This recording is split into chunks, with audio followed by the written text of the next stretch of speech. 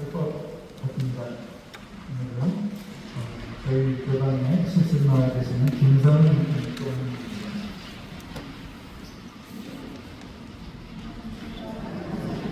반갑습니다. 실습교무 김성입니다. 지난 4월 17일 금요일에 실습을 와서 인사를 드렸었는데 그 주에 많은 교수님들께서 입상으로 합창대에 생각하셔서 직접 인사드릴 수 있는 아쉬움이 정말 컸었는데 오늘 이렇게 설교를 통해 정식으로 인사드릴 수 있게 되어서 정말 감사합니다.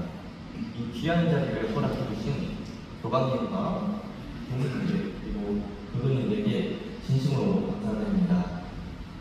제 소개를 간단히 해드리자면 저는 전주 효자교단 출신이고 문공선선에서 단순 근무를 했습니다.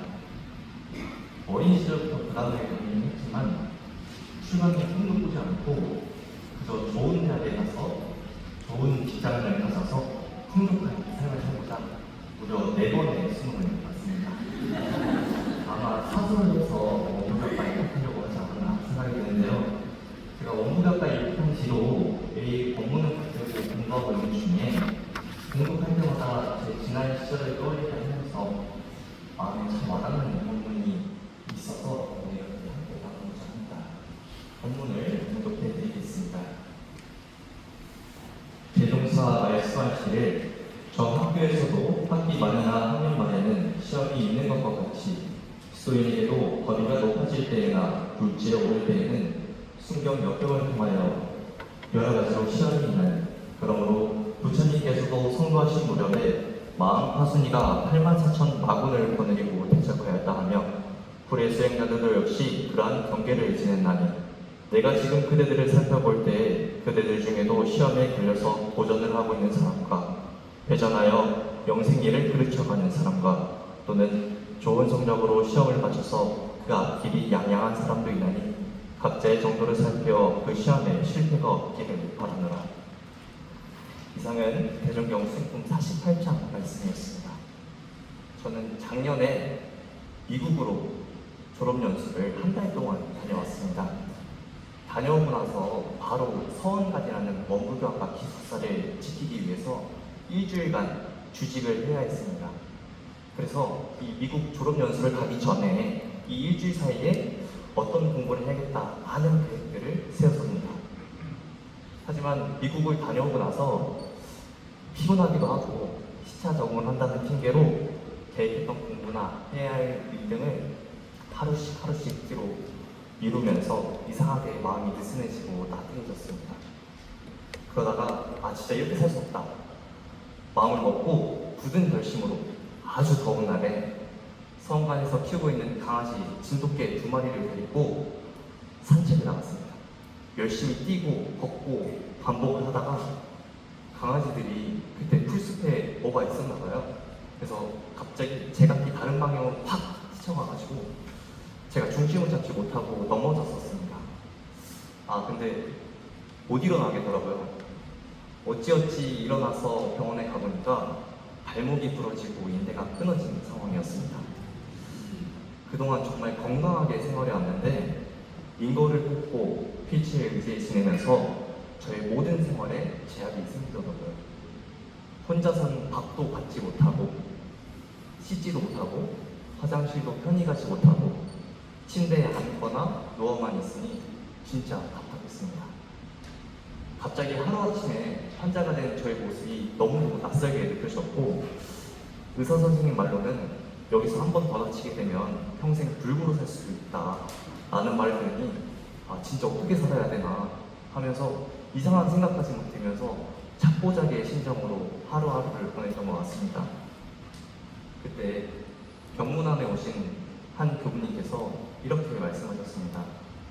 성인아, 인생은 예측불의 연속이다. 네가 다칠 줄 누가 알았겠냐.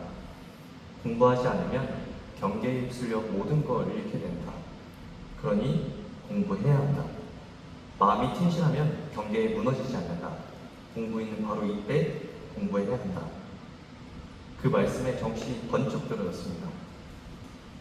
교무님 말씀에 이게 경계였구나 하면서 이 법문 말씀이 이렇게 떠올랐습니다. 이게 시험이었구나. 지금이 바로 그 시험에 응시할 때구나. 그 뒤로 저는 재활운동을 병원에 있는 그 누구보다 열심히 했습니다.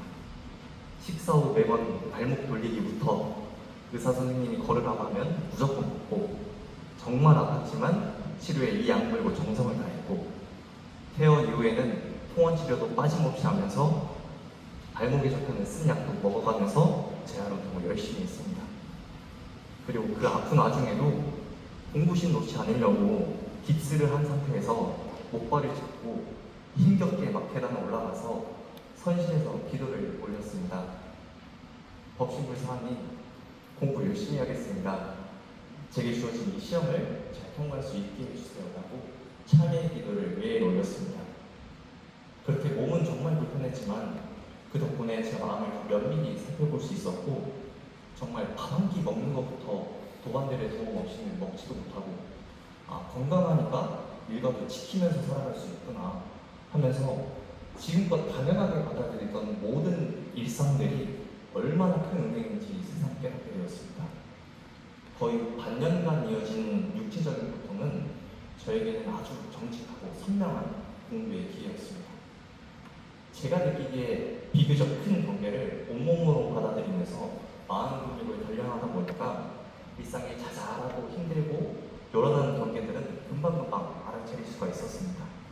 그래서 지금 돌아보니까 다쳐서 힘들고 괴로웠던 이 시기가 저에게는 인생어의 깨달음을 준 시험이 되지 않았나 생각이 듭니다. 그 뒤로 제가 이 법문을 계속 연마하다 보니까 문득 한 가지 의문이 머릿속을 떠나지 않았습니다. 역경은 이 아픔이라는 신호가 분명해서 공부할 때는 분명히 알겠는데 도대체 순경은 어떤 얼굴로 올까? 대종사님께서는 이 순경과 역경이 모두 시험이라 거쳤는데 역경은 그 실체가 분명해서 어느 정도 손에 잡히는데, 반면에 순경은 좀처럼 감이 잡히지 않았습니다. 그러다 정사봉사님의 말씀을 받게 되었습니다. 순경은 내 마음을 유혹하는 경계요, 역경은 내 마음에 거스리는 경계라고 권도편 41장에 말씀하셨습니다. 순경은 거스리는 게 아니라 달콤하게 찾아오는 유혹으로 찾아온다는 말씀이죠. 그러니 시험인지도 모르고 그냥 빠져들기 쉬운 것이죠. 그 말씀을 받으면서 제 안에 순경은 무엇이 있는지 화두를 걸어서 스스로 한번 깊이 비추어 생각을 해보았습니다. 그러자 수련날 저도 모르게 빠져있었던, 어쩌면 앞으로의 전문 출신의 삶을 살아감에 있어서 반드시 경계해야 할 아주 무서운 순경 하나를 비로소 발견했습니다. 저는 입학하고 나서부터 자선에 굉장히 자신이 있었습니다.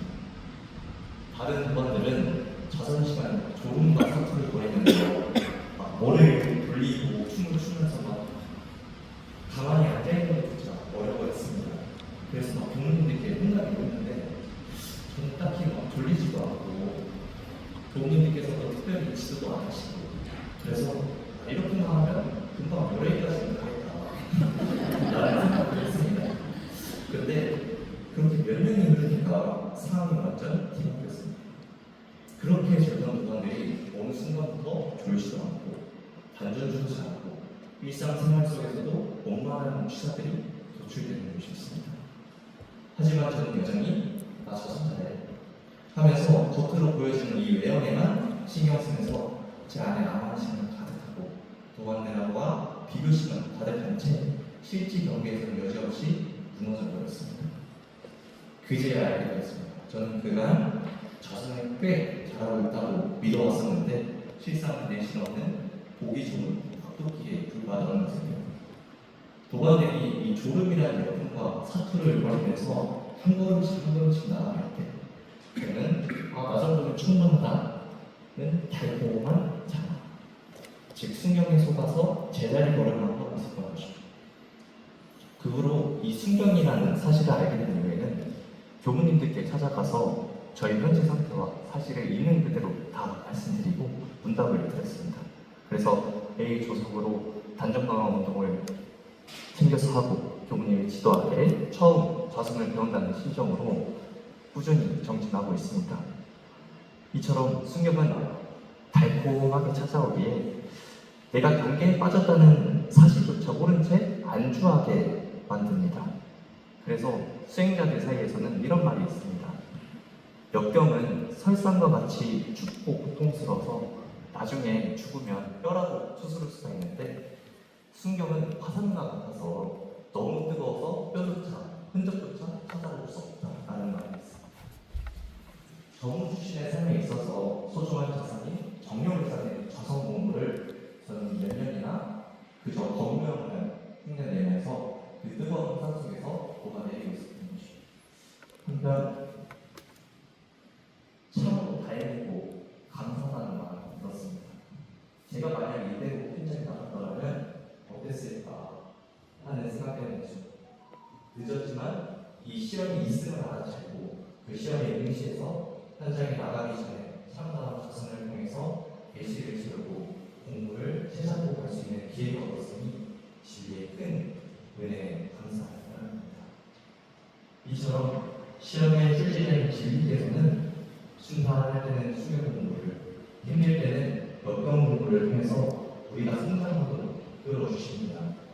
우리는 그 출제자의 본의를 잘 알아차려서 응시해야 합니다.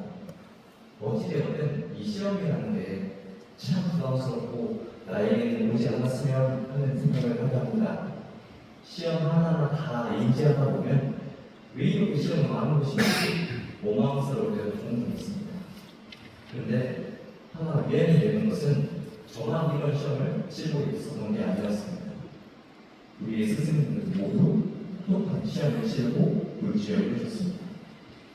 서원리 부처님께서는 깨달음을 앞두고 있을 때 마음 가슴이 다양한 방법으로 깨달음을 강행했습니다. 18억 분을 응원하여 턱턱턱 부처님이 보리수 안에서 깨달음을 얻기 직전에 마음 가슴의 세 딸인 타나, 아라니, 라가 한욕, 혐오, 예어를 보냈습니다. 그래서 이들은 온갖 아름다운 모습을 담으시면서 부처님을 유혹하였지만 부처님께서는 너희는 해골이 가득 찬 가죽 주머니일 뿐이다 라면서 조금도 흔들리지 않으셨다고 합니다. 부처님께서도 아무런 시험 없이 물지에 오르신 게 아니라 무수한 시험을 치르고가는 대표적인 이야기입니다. 부처님도 피할 수 없었던 시험인 만큼 우리 누구도 그 시험을 피할 수가 없습니다. 그렇다면 이 피할 수 없는 시험을 어떤 마음으로 맞이해야 할까요? 저는 이 시험이라는 게 나를 성장시키는 길이라고 생각합니다. 시험이 있기 때문에 우리는 그 시험에 합격하기 위해 부단히 또 최선을 다해 노력을 하고 또 만약에 시험이 없다면 우리가 얼마만큼 성장했는지 확인할 길이 없습니다. 따라서 시험은 부담이 아니라 내 공부 실력을 향상시키고 확인하고 증명할 아주 고마운 기회가 됩니다. 이러한 점에서 우리 모두 수험생이라고 할 수 있습니다. 수험생인 우리들은 각자의 성향과 환경들이 다 다르기 때문에 시험에 임하는 모습 역시 다 다릅니다. 대조사님께서는 법회 중에 제자들 앞에 두고 이렇게 말씀하셨습니다. 내가 지금 그대들을 볼 때 시험에 걸려서 보전을 하고 있는 사람과 회전하여 영생을 끌쳐가는 사람과 좋은 성적으로 시험을 마쳐서 그다지 양양한 사람들이라니 각자의 정도를 살펴 그 시험의 실수와 합격을 바란다라고 말씀하셨습니다. 이처럼 시험 기간에 들어가는 수험생의 양상은 크게 세 가지입니다. 고대하거나 떨어지거나 합격하거나. 하지만 이 세 가지 모두에 앞서서 가장 먼저 갖춰야 할 조건이 있습니다. 바로 시험에 걸리는 것. 즉 시험이 있다는 것을 알아야 준비를 하듯이 경계가 왔다는 것을 알아차리는 것입니다. 내가 치러야 시험 정보를 알고 그에 맞는 시험 준비를 해야 합격도 불합격도 있듯이 경계를 알아차리지 못하면 그 공부의 기회 자체가 찾아오지 않습니다. 요즘에 젊은 친구들이 야구를 많이 보고 합니다. 제가 한 영상을 봤는데 이 야구 타자 선수들이 컨디션이 정말 좋을 때는 이런 말을 한다고 해요. 빠르게 날아오는 공이 약간 공이 멈춰 있는 것처럼 보입니다. 혹은 느리게 보인다. 사실 공의 속도는 똑같겠죠. 하지만 달라진 건 선수의 집중력, 즉 알아차림의 속도입니다. 우리의 눈에는 그냥 공이 찰나의 순간 쭉 지나가 버리지만 고도로 집중된 선수에게는 그 찰나를 수만 개의 프레임으로 쪼개서 봅니다. 우리의 공부도 그렇지 않아요. 알아차리지 못하면 이 경계라는 강속구에 그냥 맞고 삼진하고 끝나버립니다. 하지만 알아차리는 순간 우리의 삶은 슬로우 모션으로 변합니다. 화가 치밀어 오는 그 0.1초의 그 틈이 아주 길게 느껴지면서 이 공을 칠까 아니면 그냥 보낼까 고민할 수 있는 여유가 생기고 선택할 수 있습니다. 그렇게 경계를 알아차리면 그 경계가 조금은 작게 느껴지기 시작하고 비로소 선택할 수 있는 여유가 생기고 알아차리지 못하면 승률이 0이지만 알아차리는 그 순간부터 승률은 반드시 올라갑니다. 이렇게 세밀히 하려면 이 많은 경기를 어떻게 다 알아차리나 걱정이 되실 수도 있겠지만 대종사님께서는 때와 장소를 가리지 않고 참나선을 담는 무위성법을 알려주셨으니 우리는 문제가 없습니다.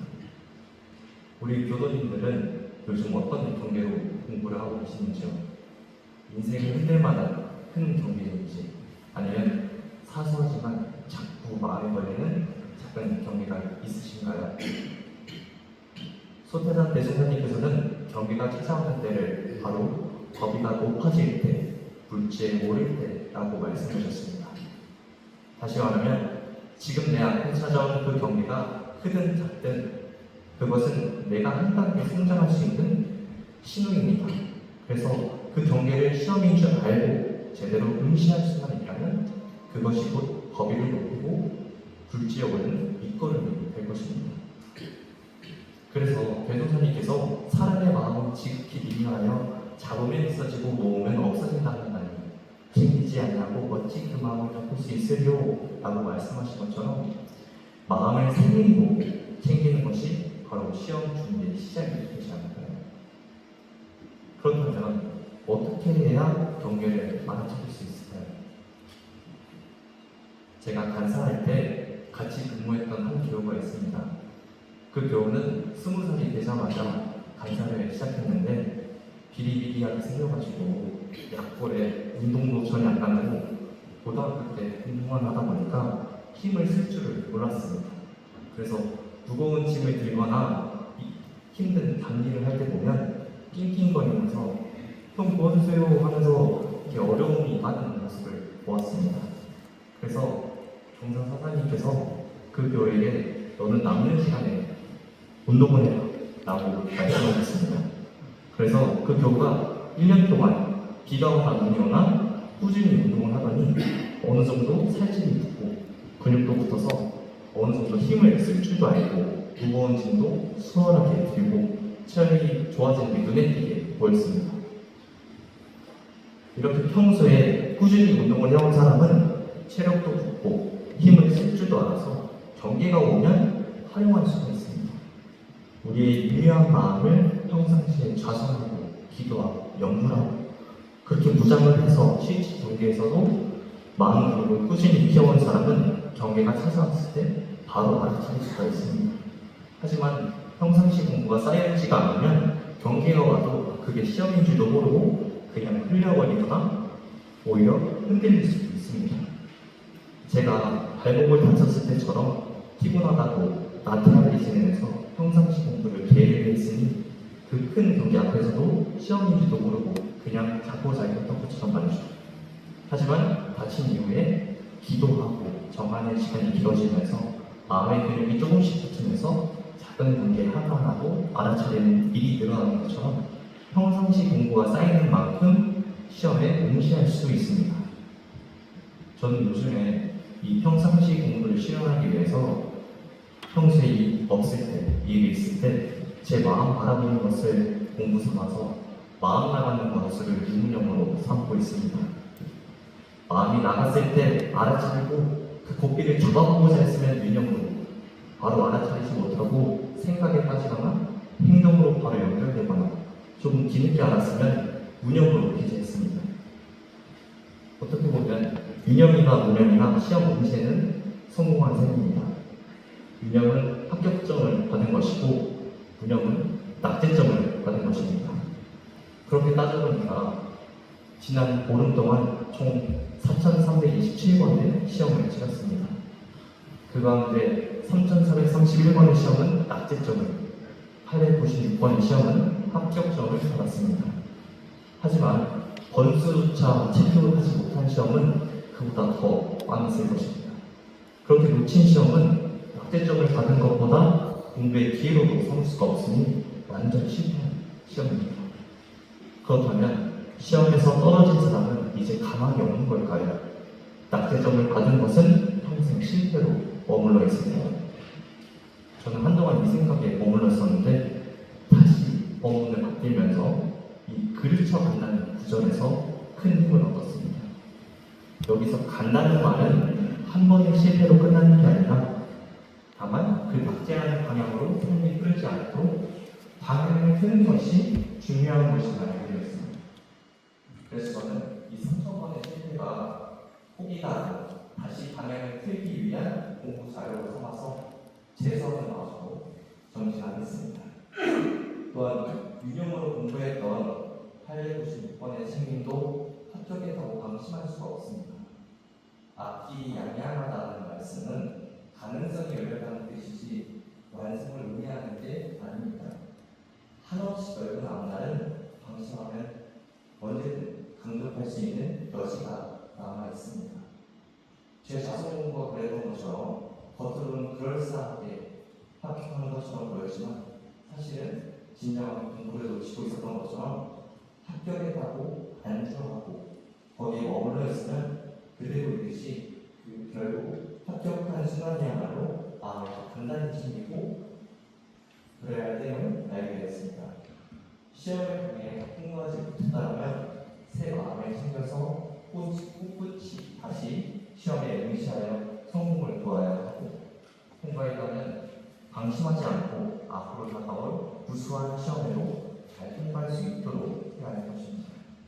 그 공부의 핵심은 경기를 대할 때마다 시험이 다가올 때마다 공부할 때가 돌아오는 것을 염두에 두지 말고 항상 끌리고 안 끌리는 대중만 잡아갈지니라가 표준이 됩니다. 시험에 합격과 불합격의 여부에 이의하지 않고 그리고 두려워할 것 없이 그 대중을 잡아갑니다. 스승님들은 이 마음이라는 것은 인과에 따른 당연한 현상이라고 말씀하셨습니다.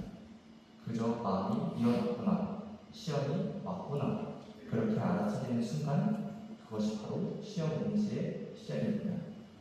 일어나는 마음을 두려워하거나 억지로 없애려 하면 오히려 더 매혹될 수 있습니다. 우리에게 주어진 시험에 늘 합격할 수는 없지만 천만 경기를 대할 때 내 본래 마음을 지키겠다는 마음 하나를 챙겨보고 그 챙긴 마음으로 질과 쉼없이 내어주는 시험을 잘 치르고 합격해야겠다는 굳은 원을 세워서 꾸준히 선심으로 살아가신다면 분명 커다란 마음의 신뢰를 가질 수 있으리라 생각됩니다. 저는 하루에도 수천 번의 시험에서 알아차리고 넘기기가 여전히 너무나 어렵습니다. 그래도 도심이 상하는 일은 복도로 마음 먹기를 잘 챙기기로 계속하려고 합니다. 저희가 처할 시험은 각자 다 다르겠지만 우리 원남교단 도련님께서도 대종사님께서 밝혀주신 그 길을 따라서 마음을 꾸준히 챙겨보시고 그 챙겼다는 상마다도 없는 공부로 크고 작은 진리의 시험에 무사히 통과해서 모두 불지에 오르시기를 기원드리며 이상으로